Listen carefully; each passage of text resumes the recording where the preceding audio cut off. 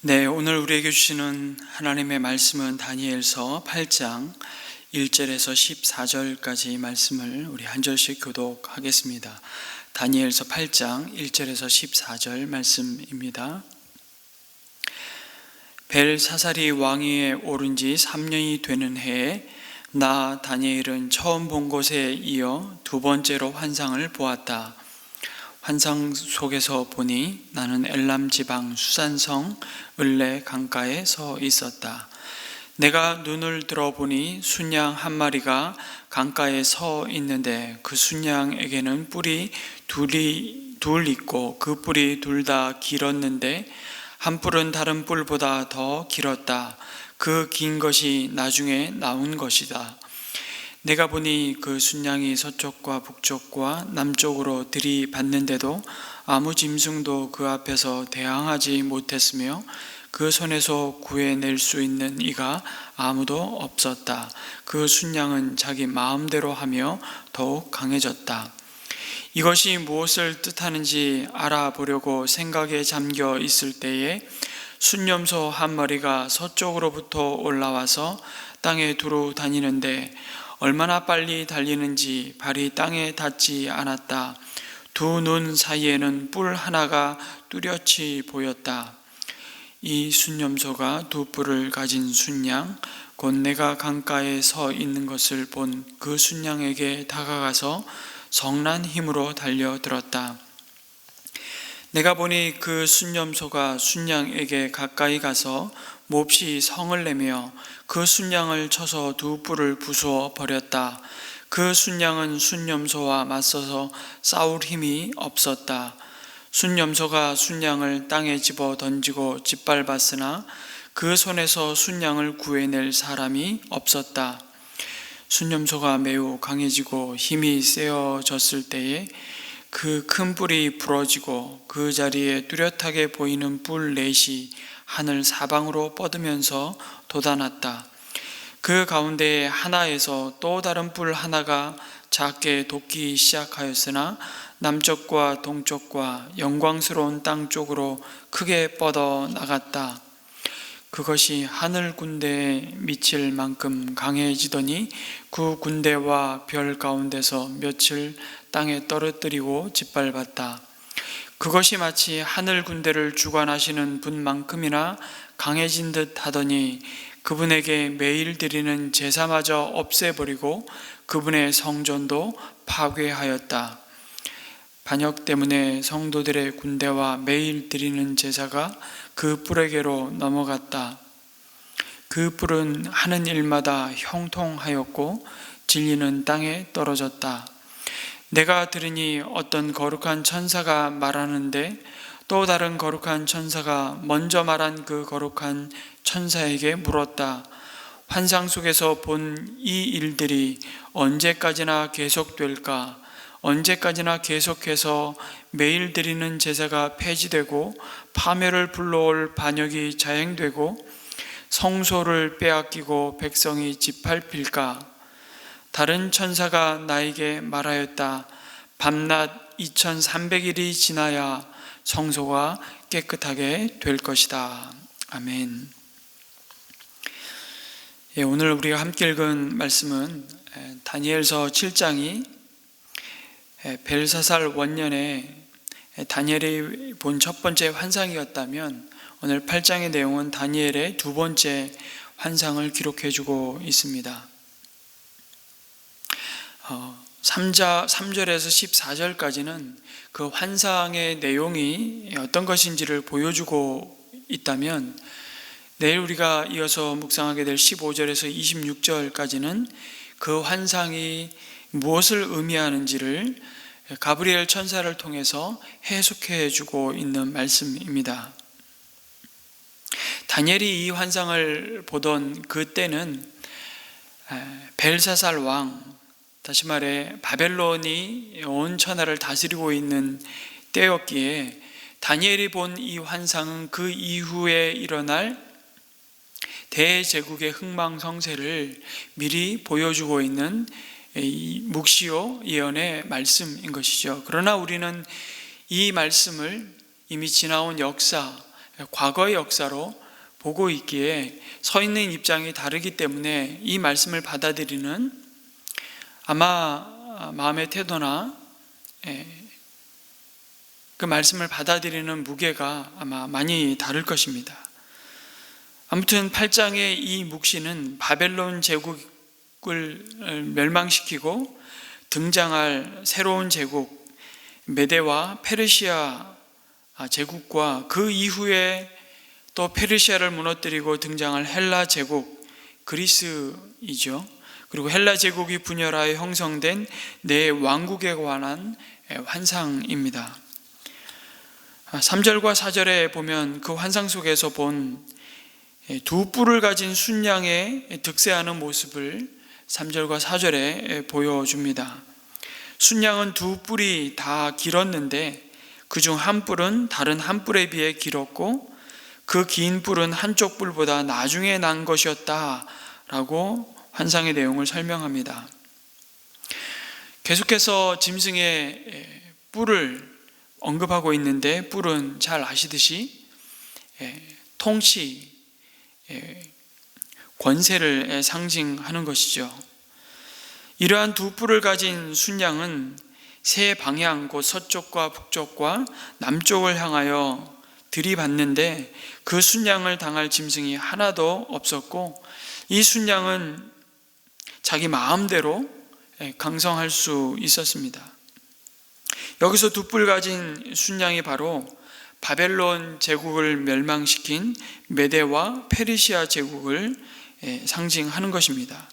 그리고 두 뿔 중 작은 뿔은 메대를 가리킨다면 긴 뿔은 그 메대를 합병시키고 통일 왕국 대제국 페르시아를 의미한다고 볼 수 있습니다. 이어서 5절에서 8절은 서쪽으로부터 갑자기 두 눈 사이에 아주 강력한 한 뿔을 가진 숫 염소가 등장을 하는데 그 숫 염소가 매우 크게 분노하여 두 뿔 가진 순양을 쳐서 그 뿔들을 부러뜨리는 환상을 보여줍니다. 마침내 천방지축으로 날뛰던 두 뿔을 가진 순양이 멸망당하고 마는 것이죠. 굴복되는 것입니다. 그러더니 갑자기 강성한 순 염소의 한 뿔이 또한 꺾입니다. 대신 그 꺾인 강력한 한 뿔에서 네 뿔이 하늘 사방을 향하여 새롭게 돋아나고 있는 모습을 다니엘이 환상 가운데 보게 되죠. 여기서 이 강력한 한 뿔을 가진 순 염소란 헬라 제국을 가리킵니다. 그리고 이 한 강한 뿔은 헬라 제국을 건설한 알렉산더 대왕을 가리킨다고 볼 수 있습니다. 5절에 이 한 강력한 한 뿔을 가진 이 순염소가 얼마나 빨리 달리는지 발이 땅에 닿지 않았다라고 묘사하죠. 20세의 왕이 되어서 11년 만에 지금 오늘 우리 시대 인도 접경까지 천하를 통일한 알렉산더 대왕의 그 파죽지세로 온 세상을 정복하는 장면을 보여주는 것입니다. 그리고 그 순염소가 분노하여 순양이 두 뿔을 꺾고 순양을 짓밟은 것은 헬라 제국이 그동안 자신을 끊임없이 괴롭혀오던 페르시아 제국에 대하여 아주 강한 복수심으로 공격하여 정복하는 것을 나타내는 것입니다. 또 순염소의 한 강한 뿔이 갑자기 그럼에도 부러지고 대신 그 자리에서 네 뿔이 하늘 사방을 향하여 돋아나는 것은 알렉산더가 33세의 젊은 나이에 요절을 하게 되지요. 그 후에 알렉산더 대왕의 자녀 둘은 다 암살이 되고 그 휘하에 있었던 네 장군들이 헬라 제국을 네 왕조로 분할하여 다스리게 될 것임을 나타낸 것입니다. 역사를 잘 아시듯이 알렉산더 대왕은 그의 권력이 하늘을 찌르던 때에 가장 강성했을 33살에 모기에 물려 말라리아로 갑자기 사망합니다. 물론 알렉산더 대제가 사망한 그 원인에 대해서는 여러 가지 설이 있지만, 아무튼 여기서 네 뿔이 상징하는 알렉산더의 네 장군은 시리아를 다스린 셀류쿠스 왕조와 애굽과 팔레스타인을 다스린 톨레미 왕조, 그리고 지금 그리스 북부 지역인 마케도니아를 다스리는 카산더 왕조, 그리고 비두니아를 다스린 리시마쿠스, 이 네 왕조로 분열되고 마는 것이죠. 이런 헬라 제국의 영원할 것 같은 이 대제국의 허망한 몰락은 결국 세상 모든 나라들의 그 허망함을 단적으로 보여주는 것이라 할 수 있습니다. 실제로 세상 나라들은 그 누구도 무너뜨릴 수 없을 만큼 그렇게 강력한 제국을 이루며 흥하는가 하면 어느 날 갑자기 쇠락하고 말죠. 이것이 세상 나라의 모습임을 보여줍니다. 우리가 지난주 신앙 강좌를 통해서 살펴보았던 것처럼 더럽고 썩고 쇠하는 나라일 뿐임을 다니엘을 통해서 보여주고 있습니다. 이는 이 세상과 이 세상 나라들은 결코 인간의 소망이 될 수 없다는 것을 보여주는 것입니다. 이어지는 9절에서 12절의 말씀을 통해서 이 순염소의 네 뿔 중 한 뿔에서 한 작은 뿔이 돋아나고 그 뿔이 점점 강해지더니 결국 하나님을 모독하고 대적하는 모습을 보게 됩니다. 여기서 한 작은 뿔은 시리아의 셀류쿠스 왕조의 8번째 왕인 안티오쿠스 에피파네스를 가리킨다고 보여집니다. 셀류쿠스 왕조, 헬라 제국에서 분열된 네 왕국 중에 셀류쿠스 왕조의 왕이었던 이 안티오쿠스 4세는 오늘 말씀해 보니까 영광스러운 땅 쪽으로 크게 뻗어나갔다라고 이렇게 말씀하고 있죠. 영광스러운 땅이 어디이겠습니까? 바로 예루살렘, 이스라엘을 가리키는 것입니다. 그가 BC 167년에 그 왕국을 정복전쟁하며 그 왕국이 점차 동쪽과 남쪽으로 세력을 확장하더니 이스라엘을 정복하게 됩니다. 그리고 13절 14절에는 그 작은 뿔이 악행을 저지를 기한에 대한 천사들의 계시를 말씀하고 있는데, 천사들은 서로 간에 질문하고 답을 통해서 이 작은 뿔, 곧 안티오쿠스 에피파네스의 이 악행이 2300주야 동안 지속될 것이라고 말합니다. 이스라엘 백성, 하나님의 언약의 백성이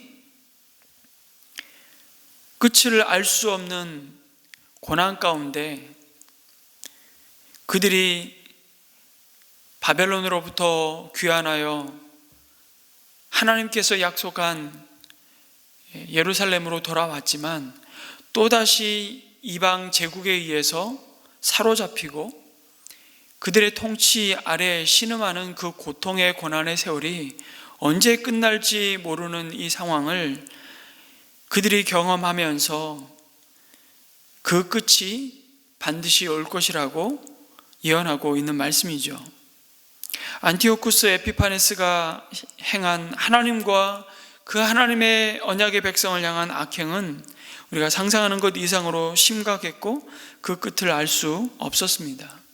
이처럼 에피파네스 4세의 악행이 그 끝을 사실은 몰랐던 것은 그가 자기 뜻대로 행하여도 언제나 형통하였기 때문이었던 것입니다. 그는 하나님을 모독하였고 하나님의 백성들을 핍박하였지만 아무런 어려움도 저항도 만나지 않았습니다. 그의 행위는 거침이 없었고 모든 일이 자기 뜻대로 잘 이루어졌던 것입니다. 기록에 의하면 그렇게 승승장구하는 그 자신을 현존하는 신으로까지 생각하였다. 그래서 스스로 붙인 칭호가 바로 에피파네스였던 것입니다. 자신이 스스로 붙인 신의 현현으로 생각한 것을 나타내는 의미인 것이죠. 그는 모든 일이 자기 뜻대로 이루어지고 무엇 하나 거칠 것이 없어 보이자 자신을 신으로 내세울 정도로 교만하였던 것입니다. 그로 말미암아 그는 악을 행하는 것에 대하여 더욱 담대해져서 그 악을 행하는 데 있어서 끝이 없는 것을 보여주는데요. 11절 12절이 그 내용을 이렇게 환상 가운데 다니엘을 통해서 먼저 보여주시는 겁니다. 그것이 마치 하늘 군대를 주관하시는 분만큼이나 언제나 이스라엘을 하나님의 군대로 묘사했고 그 군대를 주관하시는 분은 하나님. 근데 마치 안티오쿠스 에피파네스가 자신이 하나님만큼이나 강해진 듯 착각하며 그분에게 매일 드리는 제사마저 없애버리고 그분의 성전도 파괴하였다고 말씀하고 있는 것입니다. 실제로 안티오쿠스 에피파네스는 예루살렘을 정복하고 안식일을 지키지 못하게 했을 뿐만 아니라 이스라엘 백성, 언약의 백성이 할례를 금해서 자식에게 할례를 행한 그 부모를 다 죽여버리고 맙니다. 그리고 예루살렘 성전에 제우스 신상을 세우고 유대인들이 가장 혐오하는 돼지로 제사를 드리며 돼지의 피를 예루살렘 성전에 뿌리는 악행을 저지르고 말죠. 그리고 그는 분명히 자신의 그 형통이 영원할 것이라고 생각하였을 것입니다. 어쩌면 이는 악행하는 자들의 공통적인 두드러진 특성이 아닐 수 없는 것이죠. 그러나 14절에서 그 형통의 기간이 영원할 것처럼 보여졌지만 2300주야로 정해져 있다는 사실을 다니엘을 통해서 이미 다 예언의 말씀으로 환상으로 드러내고 계셨던 것입니다. 악인들의 형통의 기간, 곧 악인들에 대해 하나님께서 인내하시는 기간은 이미 정해져 있었다는 것입니다. 여러분, 여기서 2300주야, 이걸 하루의 날로 계산하면 1150일일 것입니다. 정확히 안티오쿠스 에피파네스가 예루살렘을 정복하고 하나님의 성전을 훼손하고 모독하고 하나님께 드리는 제사를 금지하고 파괴했던 그때로부터 시작해서 하스몬 가문에 의해 여러분 잘 아는 마카비 혁명이라는 이 혁명을 통해서 이 안티오쿠스 에피파네스에게 반란을 일으키게 되는데, 이 반란 진압을 위해 오던 안티오쿠스는 164년에 오는 도중에 병사하고 맙니다. 급사하죠. 그리고 164년에 예루살렘에서의 제사가 회복이 됩니다. 그것을 유대인들은 너무 큰 축제로 기념하여 오늘 이 시대까지 한우카라는 명절로 지키고 있습니다. 그리고 예수님도 요한복음 10장에 보면 수전절을 지키는 유대 백성들의 모습을 말씀하고 있죠. 바로 그 수전절이 바로 안티오쿠스 에피파네스로부터 독립하게 된, 그리고 잠시 로마에 의해 다시 정복되기 전까지 하스몬 왕조, 유대의 왕조의 기간을 한 100여 년 보내게 되는데, 그 날을 기념하여서 유대인들은 이걸 최대의 민족의 명절로 오늘도 지키고 있는 것입니다. 오늘 말씀에서 이 악인들의 어리석음은 그 기한이 정해져 있다는 사실을 모른다는 데 있습니다. 그들은 자신의 마지막을 알지 못하는 것이죠. 그들은 자신의 생명을 스스로 갉아먹으면서 더 큰 진노를 그들의 머리에 쌓아 놓으면서도 그 생명의 끝이 이르기까지는 형통하기에 온갖 악행을 일삼는 것입니다. 여러분, 이 다니엘의 환상을 통해 우리는 악인이 그 힘을 과시하며 강포하게 행하는 것이 그들을 더 큰 형통으로 이끄는 것처럼 보이지만, 그러나 궁극적으로 그들을 무너뜨리며 파괴하는 파멸의 씨를 뿌리는 것에 지나지 않음을 알게 하시는 것입니다. 종종 하나님을 알지 못하는 세상은 그 힘과 세력이 하늘에 이를 만큼 높아지고 온 땅을 뒤덮을 만큼 강성해지고 그로 인해 아나무인의 길로 달려가는 모습을 보게 되죠. 그러나 그들이 악을 자행하는 한 그들은 결국 마침내 심판을 피할 수 없다는 사실, 파멸을 면치 못한다는 것임을 오늘 말씀은 보여주고 있습니다. 그 모든 것은 실로 아침 안개처럼 허무하고 무가치한 것에 지나지 않다는 사실을 우리 가운데 드러내십니다. 그래서 다윗은 시편 37편 1절 2절에서 이렇게 노래했습니다. 악을 행하는 자들 때문에 불평하지 말고 불의를 행하는 자들을 시기하지 말지어다. 그들은 풀과 같이 속히 배임을 당할 것이며 푸른 채소같이 쇠잔할 것이라고 선언하는 것입니다.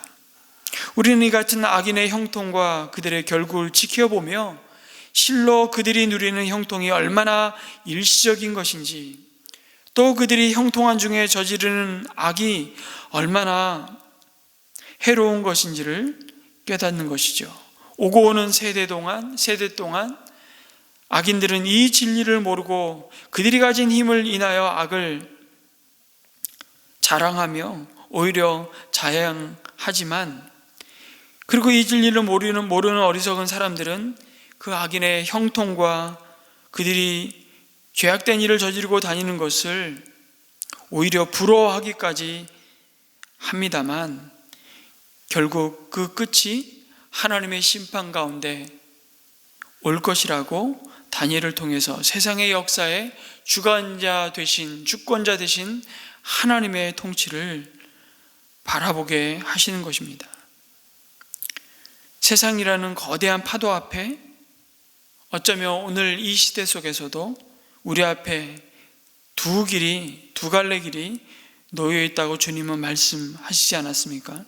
얼마나 강하고 거대한지 세상 모든 사람들이 바라보고 추구하는 그 길이 가장 안전해 보입니다. 넓은 길이죠. 수많은 사람이 그 길로 들어섭니다. 그 길이 느부갓네살의 길이었고 알렉산더의 길이었고 스스로 현존하는 신이라 믿는 안티오쿠스 에피파네스의 길이었습니다. 부귀와 영화와 성공과 안락이 영원히 보장된 듯 하죠. 절대로 무너지지 않을 것 같은 길처럼 보입니다. 그러나 오늘 말씀은 그 길은 결국 멸망의 길이며 그 끝은 허망하다는 사실을 드러내십니다. 그러나 우리들은 그러한 길을 가는 자들로 부름받지 않았다는 것을 기억하라고 또한 말씀하시죠. 너무나 험하고 좁아서 사실은 아무도 찾지 않는 길입니다. 너무 빈약하고 초라해 보입니다. 그러나 그 길이 더럽지 않고 썩지 않고 쇠하지 않는 예수님의 길이요 진리 되신 예수님이 앞서 가신 생명의 길이라고 말씀하십니다. 그 길에 함께한 자들로 부름받은 우리가 그러니 낙심할 일도 멸망의 길로 가는 자들을 부러워하며 따라갈 이유가 없다는 것을 이 다니엘의 환상을 통해 보여주시는 것입니다. 결론적으로 다니엘서 8장은 수많은 제국들의 흥망성쇠를 보여주시면서 결국 역사의 주관자와 통치자가 하나님이심을 드러내 보여주십니다. 하나님은 결국 교만한 자를 낮추시고 겸손한 자를 높여주신다는 것을 기억하며 오늘도 하나님이 주시는 능력과 우리 가운데 베푸신 복과 힘으로 오늘도 오히려 겸손히 하나님과 성도와 우리를 두신 그 세상을 섬기는 저와 여러분이 다 되시기를 우리 주님의 이름으로 축원합니다. 오늘 이 말씀을 기억하며 우리는 이렇게 기도했으면 좋겠습니다. 하나님의 백성들의 고난을 미리 내다보시고 그들이 그 고난의 시간을 인내하며 견딜 수 있도록 미리 말씀을 주시는 하나님이심을 오늘 다시 우리가 다니엘서 8장을 통해 묵상하게 됩니다. 그래서 소망 중에 인내할 수 있는 힘은 오직 하나님의 말씀임을 다시 한번 우리가 기억하며 이 말씀을 붙잡는 우리 모두가 되게 하여 주옵소서. 그리고 하나님께서 우리를 축복하셔서 우리에게 부어주신 능력과 힘과 지혜와 부유함을 주시는 이 이유가 세상 나라들처럼 군림하고 갑질하고 지배하라고 하신 것이 아니라 세상을 주님의 마음으로 다스리고 섬기라고 주신 것임을 오늘 다시 기억하면서 우리 마음이 스스로 교만하여 높아지지 않고 오늘도 겸손히 하나님과 성도와 세상을 섬기는 저희들이 다 되게 하여 주옵소서. 이 기도를 하나님 앞에 올려드렸으면 좋겠습니다. 그리고 동시에 오늘 나라와 민족을 위해서, 그리고 이 생명의 복음의 말씀을 전하기 위해 땅끝까지 달려가는 우리 바성 선교사님들과 목장의 후원 선교사님들을 위해서 우리 함께 중보 기도하며 개인의 기도를 이어가도록 하겠습니다. 기도하시겠습니다.